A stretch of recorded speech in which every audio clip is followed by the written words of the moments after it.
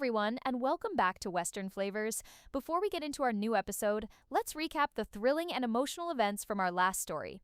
After discovering Nathan's plan to take over Heartland was part of a multi-generational criminal syndicate, Ty and Caleb pieced together the final, chilling clue. Nathan was almost certainly hiding in Montana. The story ended on a powerful and hopeful cliffhanger, as Ty, realizing he had a trusted friend on the inside, prepared to call his old friend Hank, officially turning his quest for truth into a mission to hunt Nathan down. If you're enjoying this new season, please take a second to hit that like button and be sure to subscribe so you never miss a chapter. Now today, armed with this dangerous new knowledge, Ty must face his most difficult choice: to stay and protect his family or to leave and hunt his enemy. Ty tells Amy he's going to America. Heartland Season 19 Fanfiction Episode 35. The discovery in the barn loft had been a seismic event, a final terrible and clarifying piece of a puzzle that had haunted Ty for months. Montana. The place of his anonymous, ghost-like existence was also the place of Nathan's refuge. The two opposing forces of his life were on a collision course, and he was standing directly in the path. In the days that followed their late-night research session, a new and deeply unsettling quiet fell over Ty Borden. The easy, peaceful, and hard-won happiness of the last few weeks was gone, replaced by a tense, thoughtful, and almost constant state of internal conflict. He was a man wrestling with an impossible choice, and the weight of it was a visible, tangible thing. He would be at the dinner table, a happy, chaotic family scene swirling around him, but his eyes would be 1,000 miles away, his mind clearly working through the complex, dangerous calculus of his next move. He and Caleb were inseparable, their heads constantly bent together in low, hushed, and secretive conversations. They would be in the barn, their voices a low murmur, only to fall silent the moment Amy or Jack would enter. They would take long, pointless drives in Caleb's truck, returning hours later, their faces a mask of grim, serious purpose. Their secrecy did not go unnoticed. The rest of the Heartland family, who had just begun to breathe a collective sigh of relief, who had just started to believe that their long familial nightmare was finally over, began to grow worried again. Lou, with her usual direct impatience, was the first to voice her concern. "What is going on with you two? You're acting like a couple of spies in a bad movie. If something is wrong, you need to tell us." Ty would just shake his head, a tired, evasive smile on his face. "It's nothing, Lou. We're just working on a project. That's all." The lie was so thin, so transparent, that it only served to heighten their anxiety. Amy, for her part, felt a familiar, cold dread begin to creep back into her heart. She had just gotten him back. They had just finally found their way back to a place of peace and intimacy, and now he was retreating from her again, disappearing into a new, secret world with Caleb, a world she was not invited into. The fear, the one that was a constant low-grade hum in the background of her new happiness, the fear that he would leave her again, began to grow louder. She saw the struggle in his eyes, the profound and deeply lonely war he was fighting with himself. But she didn't know what it was about. She didn't know that he was caught in the jaws of an impossible choice, the choice between the safety of the present and the justice of the future. The choice between staying here in the warm, loving, and hard-won sanctuary of his family and going back out into the cold, dark, and dangerous world to hunt the monster who had tried to destroy them. He was a man torn between his love for his family and his profound and deeply ingrained duty to protect them, even if it meant leaving them all over again. The secret, whispered conversations and the new heavy weight on Ty's soul did not go unnoticed by the one man at Heartland who missed nothing. Jack Bartlett had watched his family navigate the beautiful, chaotic, and miraculous waters of Ty's return with a quiet, profound pride. He had seen them find their way back to a place of peace, and he was fiercely, protectively grateful for it. But he was also a man who had lived a long time, and he knew that peace, especially a peace that had been so hard won, was a fragile thing. And for the last few days, he had seen the familiar, unsettling signs of a new storm gathering on the horizon of Ty's own heart. He saw the way Ty would fall silent in the middle of a happy family dinner, his eyes 1,000,000 miles away. He saw the new tense and secretive energy between him and Caleb, and he saw the way Amy would look at her husband, a flicker of her old, familiar, and heartbreaking worry returning to her eyes. Jack was not a man to meddle in the affairs of his family, but he was also not a man to stand by and watch a storm gather without preparing the hatches. He chose his moment carefully. It was late in the evening, after the rest of the family had gone to bed. He knew Ty wouldn't be sleeping. He found him where he expected to find him, in the quiet, dusty sanctuary of the barn, a solitary figure in the dim, yellow light. Ty was not working. He was just standing in the main aisle, his hand resting on the neck of his beloved horse, Harley, a man seeking a quiet, non-judgmental counsel from an old, trusted friend. Jack didn't say anything at first. He just walked over, his own gnarled, rancher's hand coming to rest on the horse's flank, a silent, powerful gesture of solidarity. They stood that way for a long time, two men and a horse, in the quiet, sacred space of the Heartland barn. It was Ty who finally, with a long, weary sigh, broke the silence. I don't know what to do, Jack. The words were a quiet, exhausted, and deeply vulnerable confession. About Nathan. It was not a question. It was a statement of fact. Ty looked at him, a look of surprised but not unwelcome, understanding on his face. Of course Jack knew. He always knew. Yeah, about him. I know he's in Montana. Caleb and we figured it out. And I know the police are never going to find him. He's too smart, too well connected. If he's going to be brought to justice, I'm the only one who can do it. And that's what you want? Justice? I don't know what I want. A part of me, a big part of me, wants revenge. I want him to pay for what he did. To me, to Amy, to all of us. But another part of me, I'm so damn scared, Jack. The raw, honest confession hung in the air between them. I'm scared of leaving again, of leaving Amy, of leaving Lindy. I just got them back. The thought of walking away from this beautiful, perfect, and quiet life we're finally building, it's a physical pain. But the thought of him, out there, a free man, a constant looming threat over our family, that's a different kind of pain. I feel like I'm trapped, like I have to choose between protecting my family by staying or protecting my family by leaving. He finally looked at the old man, his eyes a raw, open plea for guidance, for an answer to an impossible and completely unwinnable choice. Jack listened, his own face a mask of a deep and profound empathy. He had known this moment was coming. He had seen the war that was raging in Ty's soul.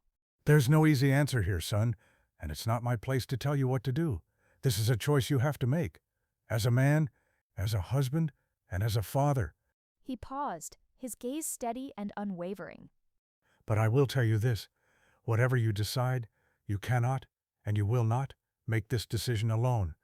Ty looked at him, a confused frown on his face. You think you're protecting Amy by keeping this from her, by carrying this weight on your own, but you're not. You're just isolating her. You're making the same old and well-intentioned mistake that men have been making for 100 years. You're trying to be the lone hero, the silent protector, but she's not a damsel in distress, Ty. She's your partner, and a partner deserves to know the whole messy and terrifying truth. A partner deserves to have a say in the battles you're choosing to fight, especially when those battles are for her. His words, so full of a simple, profound, and deeply respectful wisdom, were a powerful and deeply, deeply necessary revelation for Ty. He had been so focused on his own, solitary choice that he had completely and utterly forgotten the most important part of the equation, Amy. You go to her. You tell her everything. You tell her what you found out. You tell her what you're thinking. And you tell her what you're afraid of. You lay it all at her feet, and you make this decision, whatever it is, together, as a team. That's what a marriage is. It's two people, standing back to back, fighting a war against the world, together. He placed a heavy, comforting hand on Ty's shoulder. You're not alone in this, Ty. You're a part of this family. And this family, we don't run from a fight. We face it, head on, together. The quiet, powerful, and deeply loving words were the final, definitive, and most important piece of the puzzle.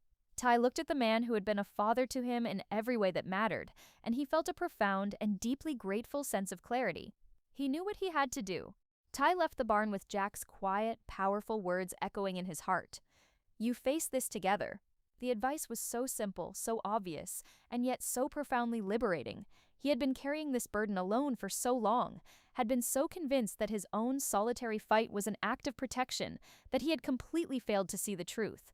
He was not protecting Amy by keeping her in the dark. He was isolating her. He was denying her the right to be his partner, his ally, his wife. He knew what he had to do. But the knowing and the doing were two very different things. He spent the rest of the evening in a state of quiet, nervous anticipation. He was a man steeling himself for a battle that would be waged not with fists, but with the fragile and terrifyingly powerful weapon of the truth. He was a soldier waiting for the right moment to go over the top. The house fell into its usual peaceful nighttime rhythm. Lindy was tucked into bed, her dreams full of ponies and sunshine. Jack and Lisa had retired to their own room, their quiet, contented murmur a soft, distant sound from down the hall.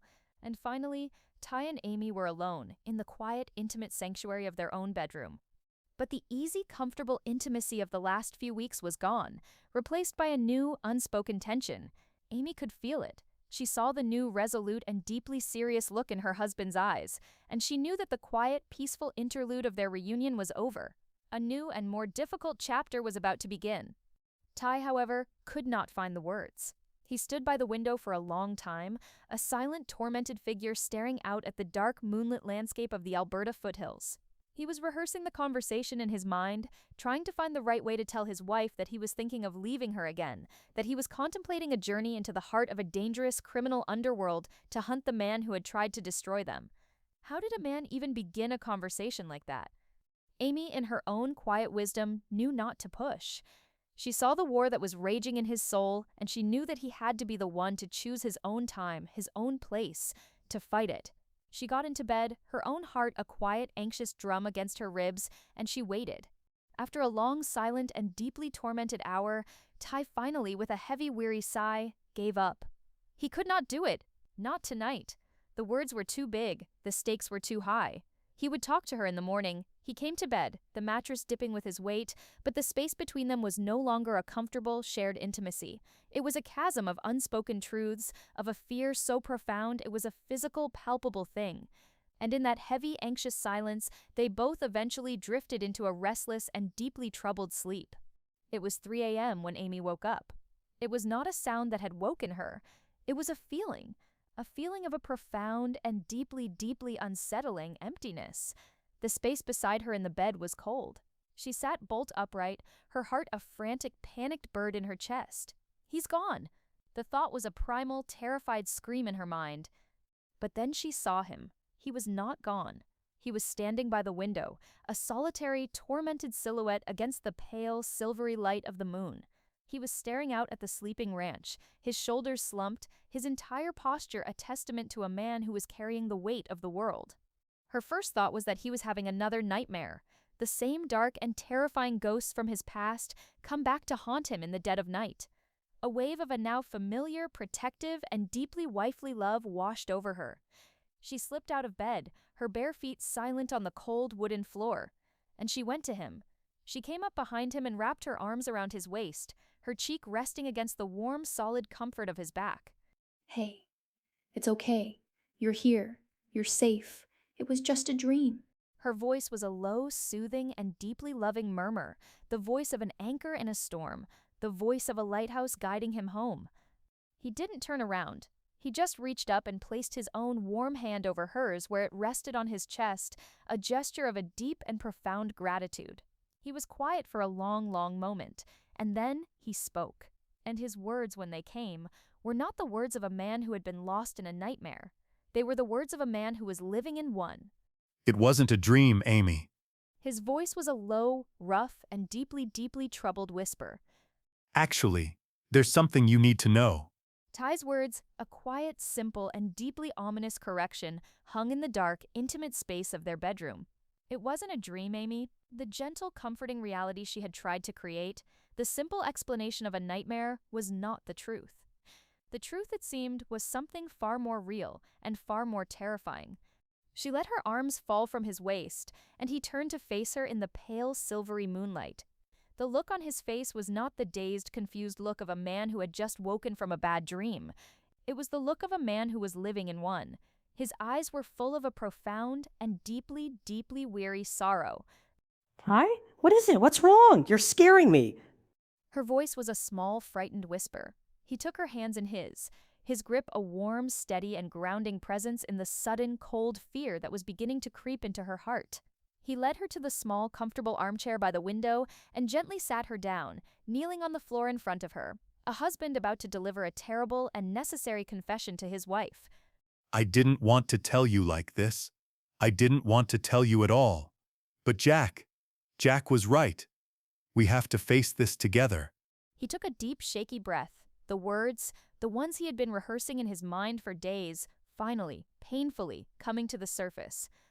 The last few weeks, since I've been home, they have been the happiest, most perfect days of my entire life, Amy. And I thought that would be enough. I thought if I just focused on us, on Lindy, on this beautiful new life we're building, that the past would that it would fade away, that the ghosts would go back to their graves. He shook his head, a look of profound, self-recriminating sorrow on his face. But they won't. He won't. He? You mean Nathan? Yes, I know he's gone. I know he's a fugitive, but he's not just going to disappear. A man like that, with his resources, with his connections, he's just regrouping, and as long as he is out there, a free man, we will never ever be truly safe. He is a constant, looming threat over this family, over you, over Lindy. The raw, undeniable truth of his words, a truth she had been trying desperately to ignore, settled in the room, a cold, heavy presence. And the police, they're not going to find him, Amy. You and I both know that. He's too smart, too powerful. He's a ghost. And the only way to catch a ghost is to become one yourself. Amy's heart began to pound a slow, heavy, and deeply fearful rhythm against her ribs. She knew, with a sudden, terrible certainty, where this was going. What are you saying, Ty? He finally looked up at her, his eyes full of a deep, profound, and heartbreakingly resolute pain. I know where he is. Caleb and I, we figured it out. He's in Montana, hiding in plain sight, in the middle of his family's criminal network. I was there for 2 years, Amy. I was a prisoner in his world without even knowing it. I know the people. I know the land. I am the one single person on this earth who can find him, who can get close to him, who can finally, truly, and completely bring him to justice. He paused, and the final, most terrible and most devastating part of his confession, the part she had been dreading, finally came. I have to go there, Amy. I have to go to Montana. I have to be the one to stop him before he decides to come back here, before he tries to hurt you or Lindy again. It's the only way this will ever truly be over. The words, the reality of what he was saying, the idea of him leaving again, was a physical blow to Amy. A raw, primal, and deeply, deeply selfish no rose in her throat. But she swallowed it. She looked at the man in front of her, at the profound and deeply, deeply honorable sense of duty in his eyes. He was not running away from her. He was running towards a fight, a dangerous, necessary fight to protect her. And she knew, with a certainty that was a fire in her own soul, that she would not, could not, be the one to stand in his way.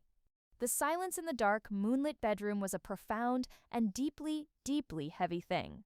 Ty's confession, his terrible and necessary plan, hung in the air between them, a declaration of a war that Amy had not even known was being waged. She looked at him, at the man she had just finally gotten back, and the thought of him leaving again, of him willingly walking back into the heart of the very danger that had stolen him from her in the first place, was a physical, crushing pain. The selfish, terrified, and deeply human part of her wanted to scream, to beg him not to go, to tell him to stay here with her, with their daughter in the safe, warm, and loving bubble of their home. But the other part of her, the part that was a partner, a survivor, and the unwavering, resilient heart of this family, knew that she could not. She looked into his eyes, and she saw not a man who was running away from them, but a man who was running towards a fight to protect them. She saw the quiet, unshakable, and deeply honorable resolve of the man she had always loved, and she knew, with a certainty that was a fire in her own soul, that she could not and would not be the one to stand in his way.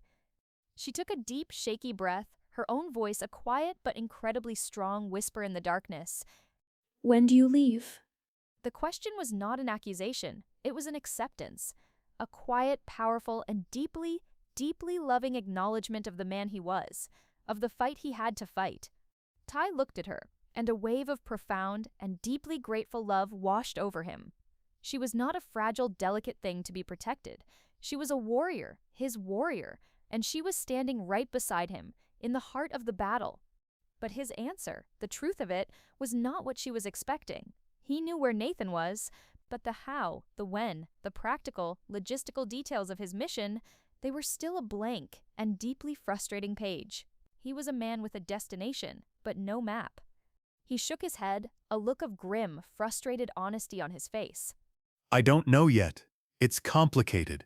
But soon, as soon as I can figure out a way. Amy, her mind now a blur of 1,000 practical and deeply worried questions, was about to speak to ask him what he meant when he delivered the final, definitive, and chilling statement that ended the conversation and the episode. He looked at her, his eyes full of a grim, hard-won, and deeply, deeply certain knowledge. The final, crucial piece of the puzzle, the one he had been withholding, the one that would explain everything. The quiet, terrifying, and all-consuming truth of his own personal war. Amy, I know where Nathan is. The story ends on her shocked, fearful face as she realizes that their peaceful new life is about to be shattered all over again, and that the war for their future, a war she had thought was over, was in fact just beginning.